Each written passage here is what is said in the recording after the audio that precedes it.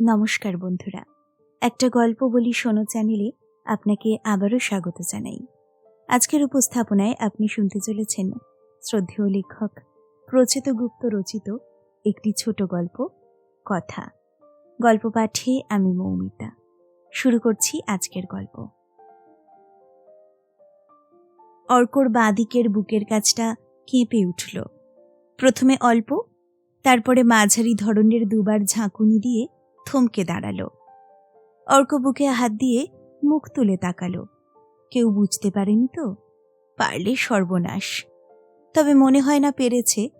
সারি সারি টেবিলে কাজ চলছে নিঃশব্দে। ২৬ বছরের তরতাজা যুবকের বুক কাঁপা ভালো লক্ষণ নয়। দুশ্চিন্তা হয়, হার্টের কিছু হলো না তো? তবে অর্কর দুশ্চিন্তা হলো না, তার হলো বিরক্তি। বিরক্তিতে তার ভুরু দুটো কুঁচকে গেল। কারণ এই কম্পন হার্টের নয়, কম্পন তার মোবাইল ফোনের। শার্টের পকেটে ফোন রাখা আছে ভাইব্রেট মোডে। ফোন এলে আওয়াজ হয় না, শুধু কাঁপে। এই সময় কেঁপে ওঠার অর্থ উৎসা তাকে ফোন করছে। এখন একবার করে থেমেছে, উত্তর না দিলে বারবার করতে থাকবে। এটাই তার স্বভাব। জবাব না পাওয়া পর্যন্ত ঘন ঘন ফোন করে। মনে হয় যেন বড় ধরনের কোনো বিপদে পড়েছে। অথচ আজও অর্ক বেরোনোর সময় স্ত্রীকে পই পই করে বলে এসেছিল, আমাকে ফোন করবে না উৎসা। উৎসা সোফাতে পা গুটিয়ে বসে পত্রিকা পড়ছিল, সাজগোজের পত্রিকা। বিয়ের পর থেকে গত ৭ মাস প্রতিদিন সকালেই সে অনেকটা সময় মনোযোগ দিয়ে সাজগোজের পত্রিকা পড়ে। এক একদিন এক একটা বিষয়, কোনোদিন চুল, কোনোদিন হাত, কোনোদিন ঠোঁট। আজ পড়ছিল চোখের পাতা। চোখের পাতা কিভাবে দীর্ঘক্ষণ ভেজা ভেজা রাখা যায় তারই পরামর্শ। যিনি পরামর্শ দিয়েছেন তিনি রসিক মানুষ। লেখার শুরুতেই বলেছেন, মেয়েদের চোখ ভেজা রাখার সহজ ও শর্টকাট উপায় হলো কান্না। কাঁদলে আপনার চোখ থাকবে গভীর, নরম আর মায়াময়। মনে রাখবেন, লজ্জা যেমন নারীর ভূষণ, কান্না তেমনই নারী চোখের অলংকার। এই সহজ কাজটাও যারা পারবেন না তাদের জন্যে বলি। স্বামীর কথা শুনে উৎসা পত্রিকা থেকে মুখ তুলে বলল, কেন ফোন করব না কেন? অর্ক শার্টের বোতাম লাগাতে লাগাতে বলল, আমাদের ওখানে মোবাইল অ্যালাউড নয়, বাইরে জমা রেখে ঢুকতে হয়। উৎসা ফিক করে হেসে বলল, কেন অ্যালাউ নয়? ওটা কি স্কুল? রেগে যেতে গিয়েও অর্ক নিজেকে সামলায়। বিয়ের এত অল্প দিনের মধ্যে স্ত্রীর উপরে রেগে যাওয়া ঠিক নয়। তবে বেশি দিন পরেও সে উৎসার উপরে রাগতে পারবে না। কারণ উৎসা শুধু সুন্দরী নয়, সে একজন নরম স্বভাবের মেয়ে। নরম স্বভাবের মেয়ের উপরে রাগ করা কঠিন। অর্ক শান্ত গলায় বলল, না, স্কুল নয় উৎসা, ল্যাবরেটরি। আর সেই ল্যাবরেটরিতে আমাদের কাজ হলো শব্দ নিয়ে, সাউন্ড। এই সময় বাইরের অন্য সাউন্ড ঠিক নয়। তোমাকে তো কথাটা বলেছি। রাত্রিবাসের উপরে ড্রেসিং গাউন জড়িয়ে আছে উৎসা। ভারী সুন্দর গাউন। এই ধরনের সুন্দর সুন্দর পোশাকের মজা হলো, এরা যেমন শরীর ঢাকতে পারে তেমন দেখাতেও পারে। সরাসরি দেখায় না, ঠাড়ে ঠোড়ে বুঝিয়ে দেয়। উৎসার ক্ষেত্রেও তাই হয়েছে। তার মেদহীন পাতলা শরীরের সব কটা চড়াই উতরাই বোঝা যাচ্ছে। অর্ক চোখ সরিয়ে নিল। এই শরীর তাকে যে কতবার বিপদে ফেলেছে। ইতিমধ্যে তার ৩ দিন লেট হয়ে গেছে। অফিসের গাড়ি নিচে এসে হর্ন বাজিয়েছে, তবু অর্ক জুতোটাই খুলেছে। স্বামীর আদরে উৎসা কখনো না বলে না, তবে জুতো টাই পরে খাটে উঠতে দেবে না কিছুতেই। উৎসা একটা হাত তুলে আড়মোড়া ভাঙল, বলল, কাল তো আমার ফোন ধরেছিলে, আজ কেন পারবে না? কাল আমি একটা অন্যায় কাজ করেছিলাম উৎসা। মোবাইলটাকে লুকিয়ে শার্টের পকেটে রেখেছিলাম ভাইব্রেট মোডে। তুমি কল করতে বেরিয়ে বাথরুমে চলে যাই। উৎসা হীরের মতো উজ্জ্বল দাঁতের শাড়ি সাজিয়ে হাসল, বলল, আজও তাই করবে, বাথরুমে চলে যাবে। তারপর আমরা দুজনে গল্প করব, খুব ইন্টারেস্টিং হবে। আমি বেডরুমে, তুমি বাথরুমে, বেডরুম টু বাথরুম কথা হবে। উৎসার এই উচ্ছলতা চমৎকার। অর্কর কানে বাজে সারাক্ষণ, এমনকি রাতে ঘুমের মধ্যেও বাজে। তবু অর্ক গম্ভীর হওয়ার ভান করল, বলল, অন্যায় কাজ রোজ করা যায় না। উৎসা কয়েক মুহূর্ত চুপ করে থেকে আদুরে গলায় বলল, আমার সঙ্গে গল্প করাটা তুমি অন্যায় কাজ বলছো? অর্ক হাত ছড়িয়ে বলল, উফ, গল্প করাটা অন্যায় বলিনি, ল্যাবরেটরিতে মোবাইল নিয়ে ঢোকাটাকে অন্যায় বলছি। তাছাড়া ওখানে যে কোনো ধরনের সাউন্ড ওয়েভ চট করে ধরা পড়ে যায়। আমার মোবাইলের ভাইব্রেশনই বলো, তোমার কথাই বলো, কথা ধরার মেশিন আছে আমাদের। উৎসা তার বড় বড় ছেলে মানুষী চোখ দুটো আরো বড় করে বলল, কথা ধরা? তোমরা কি ফোন ট্যাপ করো? বাপ রে! অর্ক হেসে ফেলল, বলল, না না, ফোন ট্যাপ করব কেন? আমাদের কাজটা তার থেকেও অনেক কমপ্লিকেটেড, জটিল। জট পাকানো কথার জট খুলি আমরা। উৎসা কৌতুক ভরা চোখে বলল, ও মা, হাউ ফানি! সে আবার কি? কথা আবার জট পাকায় কি গো? কথা কি মাথার চুল যে সাবান শ্যাম্পু দিয়ে জট ছাড়াবে? নিচ থেকে গাড়ির হর্ন ভেসে আসে।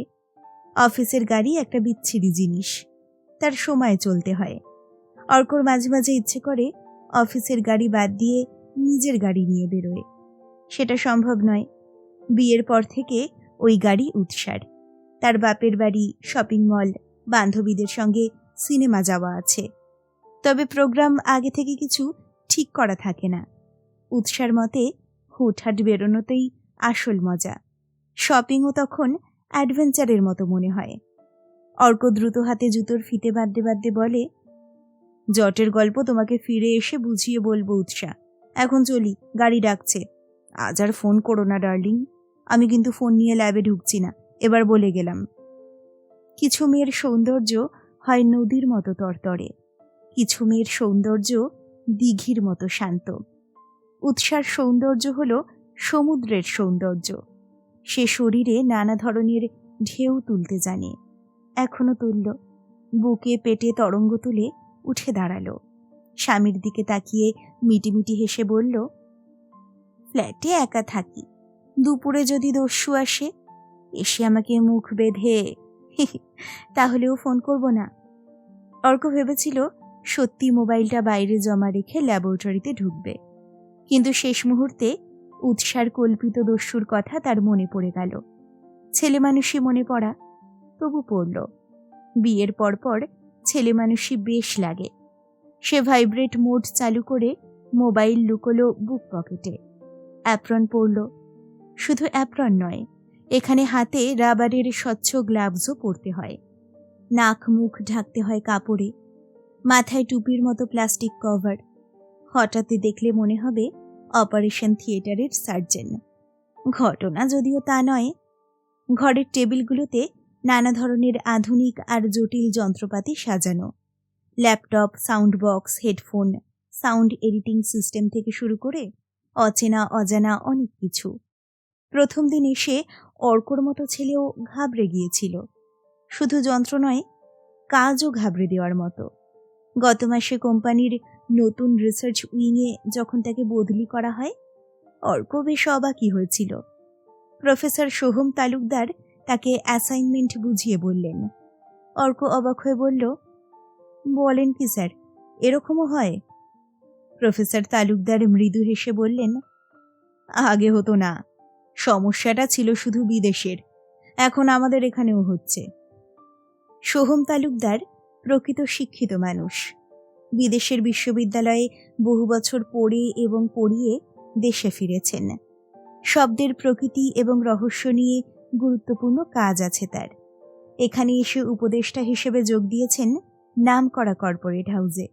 তারাও মাথায় করে রেখেছে।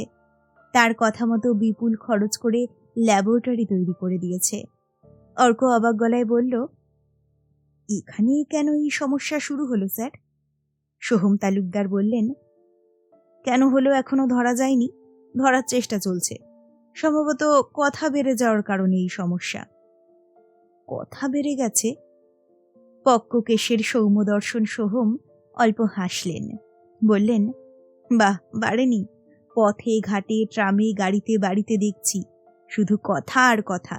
হাতে হাতে মোবাইল, বিরামহীন অন্তহীন কথা। চলছে তো চলছেই। যদি গোনা যেত তাহলে হয়তো দেখতে, সেকেন্ডে কথার সংখ্যা কয়েক কোটি ছাড়িয়ে যাচ্ছে।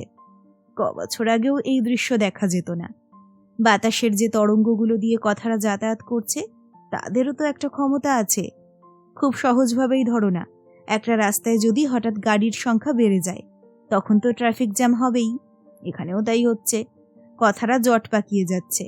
আমরা এ প্রান্তে যা বলছি সবটা ও প্রান্তে যাচ্ছে না, মাঝখানে জট পাকিয়ে থাকছে। জট পাকিয়ে থাকছে? অর্কর বিস্ময় বাড়তে থাকে। থাকবে না, একটা ওয়েভ আরেকটার ঘাড়ে চেপে বসেছে যে। আমরা বাইরে থেকে বুঝতে পারছি না, যে শুনছে সে ভাবছে সবটাই শুনলাম, আবার উল্টো দিকেও একই কাণ্ড। যে বলছে সে ভাবছে সবটা বলতে পেরেছি।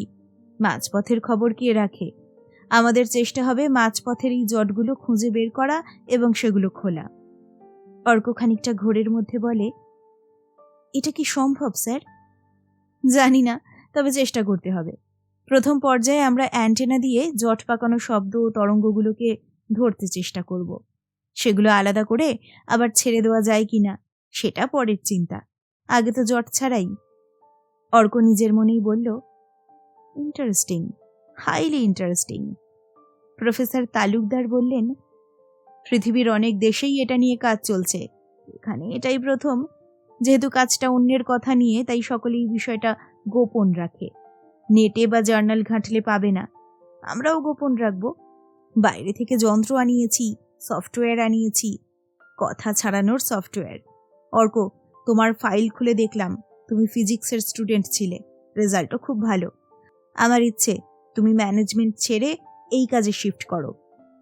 অর্ক সোজা হয়ে বসে বলল, অবশ্যই করব স্যার, এরকম একটা কাজে থাকবো না?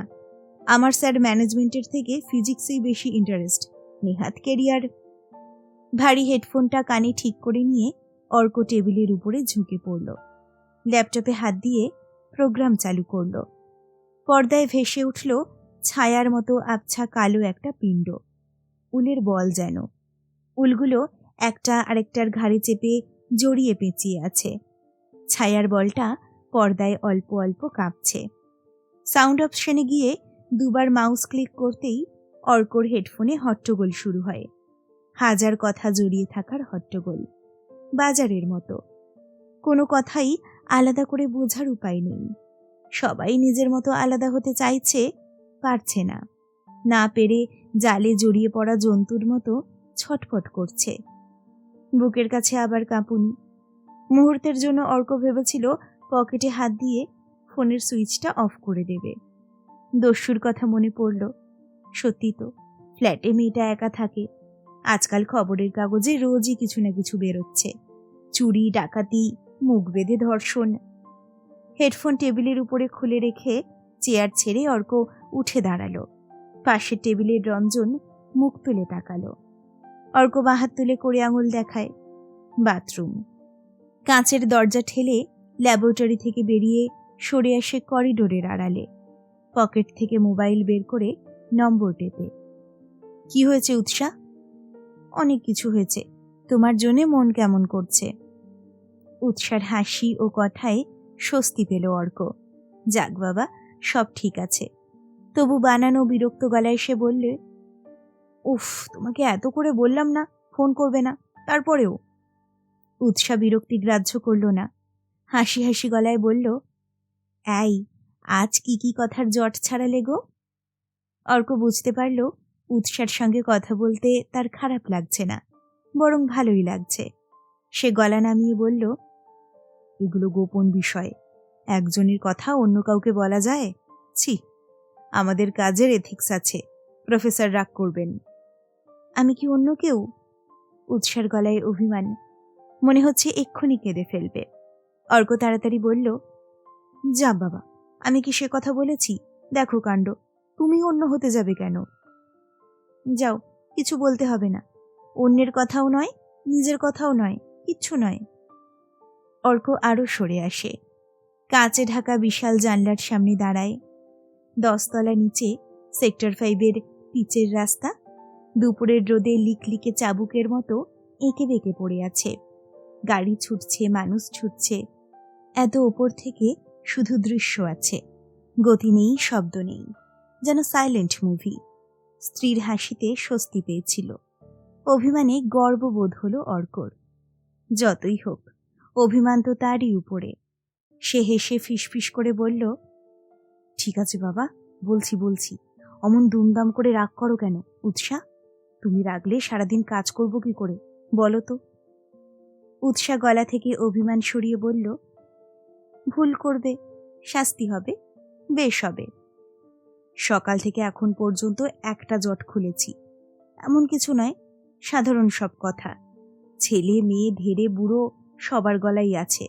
যেমন ধরো, আজ যেতে পারলাম না দাদা, অফিসে আটকে পড়েছি ভাই, বাজার করে ফিরবে গো, পলিটিক্যাল সায়েন্সের নোটস আনবি কিন্তু।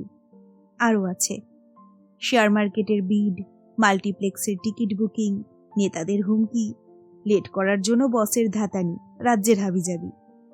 উৎসা নিচু গলায় বলল, এই প্রেমের কথা কিছু পেয়েছ? অর্ক করিডোরের দিকে তাকিয়ে হাত দিয়ে মোবাইলটা ঢাকল। হেসে বলল, আজ নয় কাল পেয়েছি, তবে কথা নয়, অনলি আওয়াজ, চুমুর আওয়াজ, এই রকম। এখন ছাড়লাম, আর নয়, বস আসছে এদিকে। উৎসাকে কিছু বলতে না দিয়ে হাসতে হাসতে ফোনের সুইচ বন্ধ করল অর্ক। খুব মজা হয়েছে একটা। হাসতে হাসতেই ফিরে গেল নিজের টেবিলে। সত্যি কি প্রেমের কিছু পাওয়া যাবে না? পেলে বেশ হয়। ফিরে গিয়ে উৎসাকে জমিয়ে গল্প করা যাবে। বিয়ের পর সন্ধেবেলা বাইরে বেরোনো একেবারে বন্ধ করে দিয়েছে অর্ক। বন্ধুবান্ধব, ক্লাব, আড্ডা, সব। এমনকি কামারডাঙ্গায় বাবার ওখানেও যেতে ইচ্ছে করে না। যাব করেও 3টে রবিবার যাওয়া হয়নি। ছুটির দিনে উৎসাকে ছাড়তে মন চায় না। কথাটা মাথায় আসতে লজ্জা পেল অর্ক। কাপড়ে ঢাকা লাজুক মুখে হেডফোনের ভলিউম বাড়িয়ে দেয় সে। একটা কিছু পেতে হবে, হাবিজাবি নয়, জমজমাট কিছু। পাওয়া যাবে কি? পাওয়া গেল একেবারে শেষ পর্যায়ে, সন্ধ্যের মুখে মুখে। ল্যাপটপের পর্দায় ভেসে বেড়ানো কালো বল তখন জট ছাড়িয়ে ফিকে হয়ে এসেছে। শুধু একটা দুটো গিটের সমস্যা। সেই সমস্যা কাটতে হেডফোনে বেজে উঠল অর্কর। রিন রিনে নারী কণ্ঠ। কখন আসবে? না, একটা নয়, 2টো। লাঞ্চের পরে আমি একটা ন্যাপ নিই, জানো না? দুর্বোকা, ও তখন কোথায়? ল্যাবরেটরিতে। দস্যু একটা। ফাঁকা ফ্ল্যাটে এসে যদি আমার মুখ বেঁধেছ। অর্কর বুক কেঁপে উঠল। এই গলা, এই হাসি তার চেনা।